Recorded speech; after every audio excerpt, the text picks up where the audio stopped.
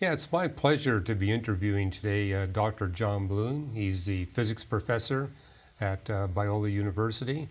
But John, you have the distinction of having two PhDs. You want to tell us about both of them? Yeah, it's a little scary to be a paradox, Yes, yes.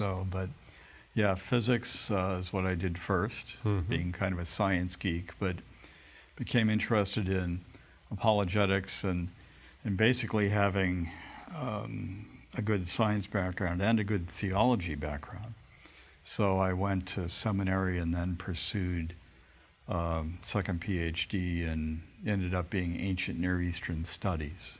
Old Testament backgrounds is another way to think of it. And you had to get immersed in multiple ancient Near Eastern languages, I understand. Yeah. Multiple languages, Akkadian, Sumerian, all the varieties of Akkadian that are out there. So. And what did you do for your thesis? It was temple assemblies in Babylon, in Mesopotamia. Did lay people worship at the temples, at the city temples? And they didn't. These were for the king and the priests to take care of the gods, and the average person, maybe for a holiday or something like that, once a year might. So a real difference between what you saw in Israel and what you saw in the surrounding nations. Yeah, nothing like the synagogues in Israel, yeah. Well, I know you've become an expert on the Dead Sea Scrolls. You want to give us a little bit of background on that? Sure. The Dead Sea Scrolls are kind of fun because they're discovered by accident, like most big discoveries are, it seems. Some shepherd boys were trying to find a lost goat, so they were throwing rocks in the caves there near the Dead Sea, and threw in a rock and heard a pot break. So they decided to come back and investigate it later. This is 1947, so over 50 years ago, and they found these, no gold, no treasure, but they found these pots, and in these pots were 7 scrolls was the initial find. And they've since gone on and found thousands of fragments of various scrolls, but this cave 1, where this first find was, had this spectacular scrolls. Several scrolls were nearly complete, but the most incredible one that's considered probably the greatest find in the 20th century archaeologically is the Isaiah scroll, the Great Isaiah scroll. It's virtually the complete book. And of all the Dead Sea Scrolls and of all the biblical texts, it's the only one that's complete that was recovered.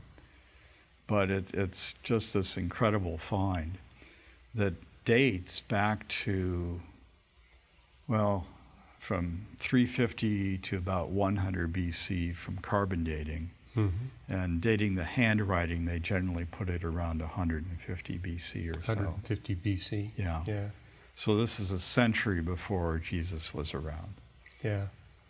And a long time before we have another archaeological scroll. Oh, so. Yeah. The incredible thing about it is that it's about 1,000 years earlier than our next preserved manuscript of Isaiah, which would be the Aleppo Codex or the Leningrad Codex that date to about 1000 AD. So here we're getting back to pre-New Testament times, biblical texts, Old Testament texts. Yeah, and how similar are these two? I mean, you got almost 1,200 years between these two documents. Well, that's the incredible thing especially with the Isaiah scroll, is that there's hardly any differences between the two. And we're copying manuscripts by hand over that 1,000-year period. And the scribes that did this, would talk about how careful they were in doing it, and count the individual letters in each chapter and so on that they would do. And skeptics didn't quite believe that, but now we've recovered again 1,000-year earlier text. Very, very minor differences. Most of the differences are the convention in how you would put the vowels into the Hebrew alpha into the Hebrew words. Mm-hmm. So there's no significant meaning changes, in the whole book of Isaiah, really. Well, that really counters a lot of claims you see by atheists and Muslims that our Bible is corrupted. I mean, here you have this huge time span difference, and you can't really tell the difference between the two. That's right. That's right. Yeah, that's what's so incredible with it. Yeah, right. So what's the significance of this Isaiah scroll? Yeah, well, just to get that old a text is significant, but the theological significance of it to me is what's so impressive, because people will ask me, what would be the greatest archaeological find possible in terms of verifying the Bible or something like that? And actually my answer is, well, if we could get the book of Deuteronomy from 1400 or something like that from Moses, that would be great. But what we've got is actually, I think, better. We've got the book of Isaiah from before the time of Christ, and it's the theological significance of the book of Isaiah that's so incredible. So what you're really suggesting here is that the recovery of Isaiah from such an early date really establishes the predictive power of the Bible. Yes. Because, here it speaks about the coming Messiah.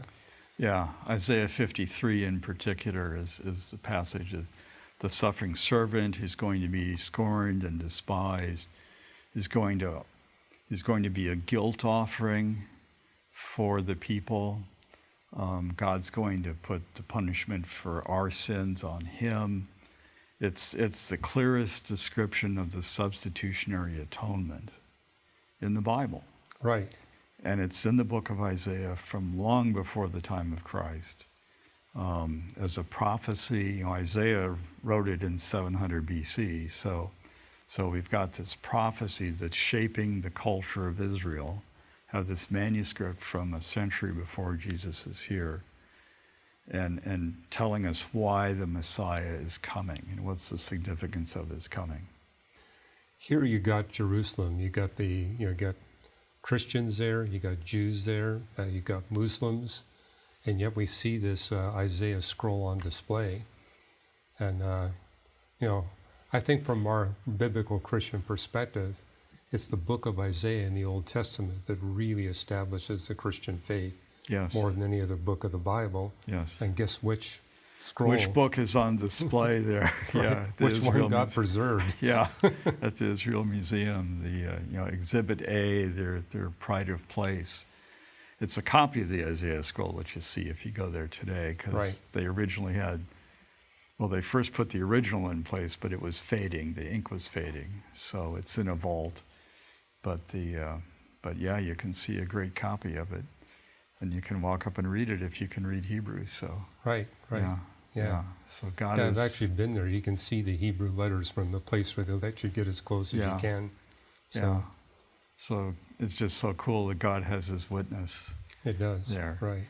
And no one can claim that, the Christians tampered with the text or the Jews tampered with the text, because this is 150 BC, maybe as far back as 350 BC. Right.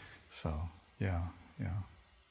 Well, John, I understand you're going to be giving a talk to our Reasons to Believe staff and people who want to join us on this subject. So we're going to have it recorded. So we all look forward to really hearing your full message on the Isaiah scroll. Well, good. But thank you for doing all the work and researching on this. Really appreciate it. It's fun. Yeah, Thanks. thank you for your partnership with us here at Reasons to Believe. Great.